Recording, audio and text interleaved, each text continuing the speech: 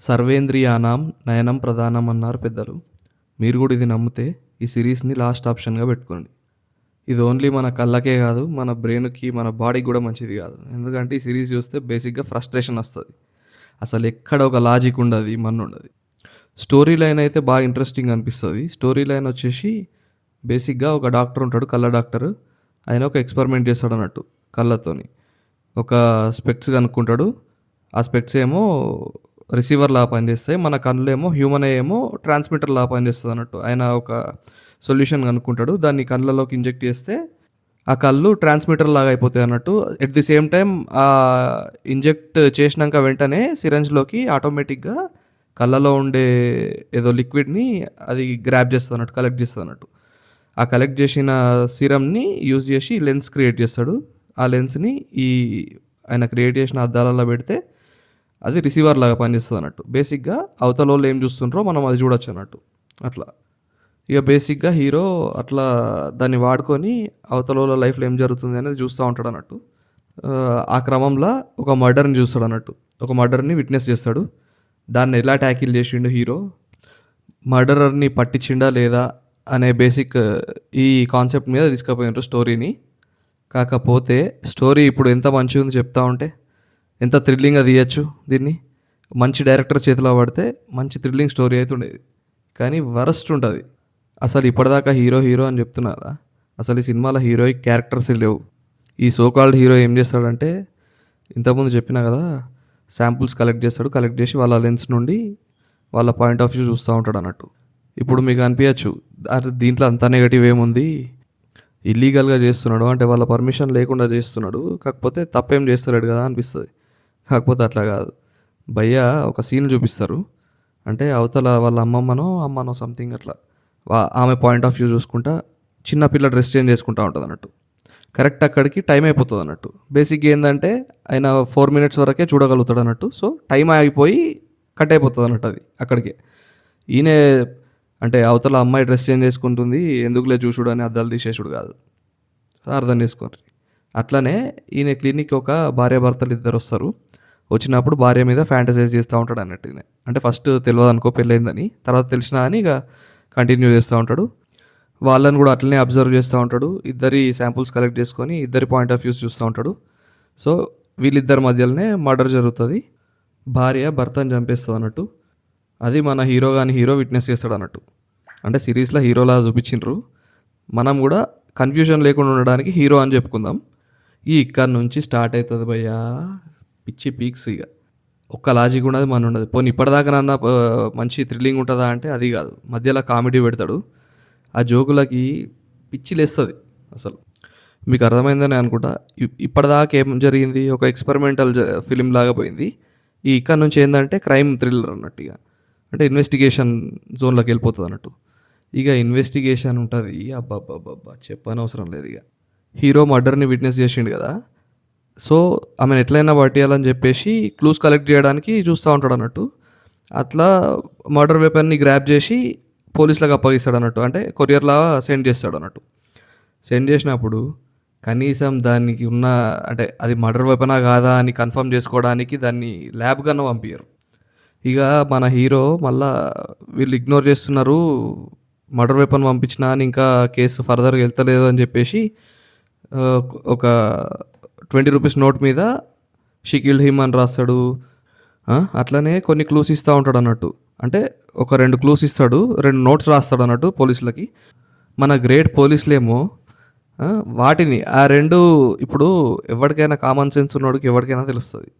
ఆ 2 notes కూడా ఒక్కడే పంపించిండు అని చెప్పేసి, ఒక కేసు గురించి లీడ్ ఇస్తున్నారంటే ఒక్కడే అయి ఉంటాడని చెప్పేసి.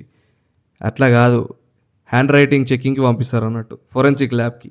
అరే ఫోరెన్సిక్స్కి పంపిండ్రా 2 ఒక్కడేనా హ్యాండ్ రైటింగ్ అని చెప్పేసి.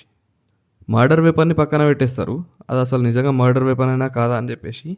2 notes వస్తే వాటిని ఫోరెన్సిక్ ల్యాబ్కి పంపిస్తారు, ఈ 2 రాసింది ఒకడేనా అని. పోనీ ఇదంతా ఒక ఎత్తు, అసలు ఆయన రాసిన 2 నోట్స్లలో ఒకటి ఏముంటుందంటే షీ కిల్డ్ హిమ్ అని ఉంటుంది. మళ్ళీ ఇంకోటి ఏంటంటే క్లూ ఇస్తాడు, ఇది మిస్సింగ్ కేసు కాదు మర్డర్ కేసు అని క్లూ ఇస్తాడు అన్నట్టు. అయినా అనేది కదా వీళ్ళకి, అరే షీ కిల్డ్ హిమ్ అంటే ఆ షీ ఎవరు, మేబీ వైఫేనా అన్న అసలు ఆ కోణంలో ఆలోచించరు. అసలు అటు సైడ్ పోనే పోరు. ఇక పోలీస్ ఇన్వెస్టిగేషన్ ఒక ఆనిముత్యం అయితే, ఇక మర్డరర్ వాళ్ళ ఇంటెలిజెన్స్ ఒక లెవెల్ ఉంటుంది. ప్లస్ ఈ మన హీరో క్లూస్ ఇవ్వడానికి ఆయన చేసే ప్రయత్నాలు ఇంకో లెవెల్ ఆనిముత్యాలు అన్నట్టు. వైఫ్ హస్బెండ్ ఎందుకు మర్డర్ చేస్తుందని లాస్ట్లో చూపిస్తారు. బ్యాక్ స్టోరీ ఉంటుంది అన్నట్టు. అది చూసినాక ఇంకా వరస్ట్ అనిపిస్తుంది సిరీస్ ఇంకా వరస్ట్ అనిపిస్తుంది. బేసిక్గా ఏం జరుగుతుందంటే, ఈమెను అత్యాచారం చేసిన ట్యూషన్ టీచర్కి ఇచ్చి ఆమె తల్లి పెళ్ళి చేస్తుంది అన్నట్టు. ఇక పెళ్ళైనాక కూడా వాడు వాని ఆకృత్యాలు ఆపడన్నట్టు. సేమ్ అట్లనే ట్యూషన్స్ తీసుకుంటూ ఉంటాడు. అదే బిహేవియర్ ఉంటుంది వాంది. అట్లనే ఇంకొక విక్టిమ్తో కలిసి ఈమె మర్డర్ ప్లాన్ చేసి మర్డర్ ఎగ్జిక్యూట్ చేస్తుంది అన్నట్టు. సో అట్లా చంపేస్తుంది. ఇది బ్యాక్ స్టోరీ బేసిక్గా. ఇది వింటా ఉంటే ఓకే జస్టిఫైడ్ అనిపిస్తుంది మర్డర్. కాకపోతే సిరీస్లో తీసే విధానంతో చిరాకు తెప్పిస్తుంది అన్నట్టు. అంటే ఎట్లా చూపిస్తారంటే ఇద్దరిని భార్యాభర్తల్ని అన్యోన్యంగా చూపిస్తారు అన్నట్టు. పబ్లిక్ లైఫ్లో వేరు, పబ్లిక్లోకి వచ్చినాక వీళ్ళు ఇట్లా ఉంటున్నారు, పబ్లిక్ వీళ్ళ అన్యోన్యత గురించి మాట్లాడుకుంటున్నారు అని చూపించుడు వేరు. ఎందుకంటే అట్లా ప్రిటెండ్ చేస్తారు బయటకు వచ్చి. కానీ ఇంట్లో ఉన్నప్పుడు ఇద్దరు ఉన్నప్పుడు ఆమెకు ఒక సఫికేషన్ అనేది ఉంటుంది కదా ఆయనతో ఉన్నప్పుడు, అది చూపించరు. పోనీ ఆమె అంటే సొసైటీలో మా రిలేషన్ ఇట్లా బయటకి ఇట్లా కనబడద్దు అనుకొని ప్రిటెండ్ చేస్తుంది, ఆయన మీద లవ్ ఉన్నట్టు ప్రిటెండ్ చేస్తుంది అన్నట్టు ఉంటుందా అంటే అట్లా కాదు స్టోరీ. రియల్గానే ఆయనతో లవబుల్గా ఉంటుంది.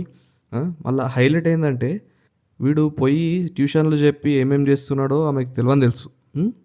ఆమెనే ఎక్స్పీరియన్స్ చేసింది. అటువంటి ఆమె వీడు ఒక సందర్భంలో నేను ట్యూషన్స్ మానేద్దాం అనుకుంటున్నా నీతో టైం స్పెండ్ చేయడానికి అని చెప్తా ఉంటే, లేదు ట్యూషన్స్ తీసుకొని అని చెప్తా ఉంటుంది అన్నట్టు, సలహా ఇస్తూ ఉంటుంది.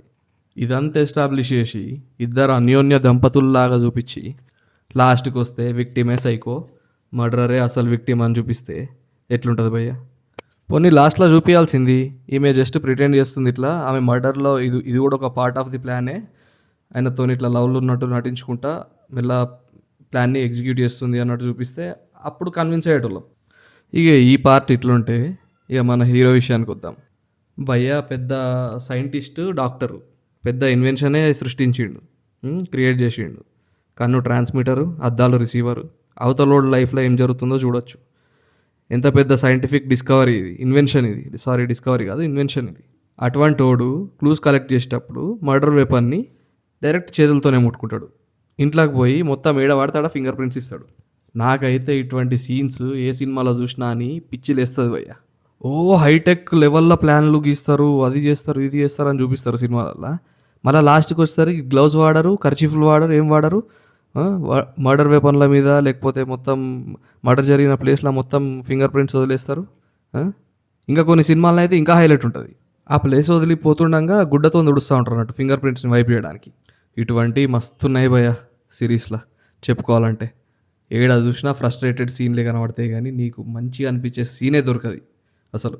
నాకు తెలిసి డైరెక్టర్ స్టోరీ లైన్ చెప్పుంటుంది, ఇక ప్రొడ్యూసర్ చలో ఇక చాలు, ఇంత మాత్రం చాలు, తీసేసే సిరీస్ అని చెప్పేసి అంటాడు. స్టోరీ డెవలప్ చేయడానికి టైం కూడా ఇచ్చి ఉండడు నాకు తెలిసి. అట్లా ఉన్నది. ఒకటే ఎపిసోడ్లో కంప్లీట్ కావాల్సింది ఇది. యాక్చువల్గా సిరీస్ కాదు ఇది, షార్ట్ ఫిలింలా తీయాల్సింది ఇది. దాన్ని సాగా తీసిండ్రు ఇట్లా మొత్తం ఇక లాస్ట్లో ఫీలింగ్ భయ్య. అసలు ఎందుకు చూసినా ఈ సిరీస్ అని, అసలు ఎందుకు చూసినా తెలుసా? నేను ఇన్స్టాగ్రామ్లో స్క్రోల్ చేసుకుంటా కూర్చున్నా.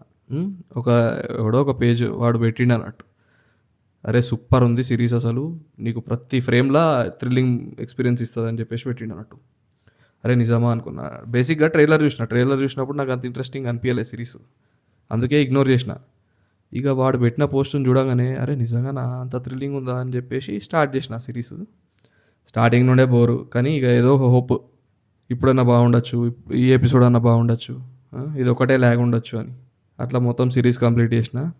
ఇక లాస్ట్లో ఒక హర్రర్ ఎలిమెంట్ పెట్టిండు భయ్య. ఏంటంటే దీనికి ఇంకా ఎక్స్టెన్షన్ ఉంది అన్నట్టు ఒక హింట్ ఇచ్చి వదిలిండు. భయమైంది చూసి, వామ్మో ఇంకోటి ఉందా అని. నేను బుక్ అయినా, మీరు బుక్ కావద్దని వీడియో పెడుతున్నా. నచ్చితే లైక్ చేయండి, సబ్స్క్రైబ్ చేసుకోండి. Thank you for watching.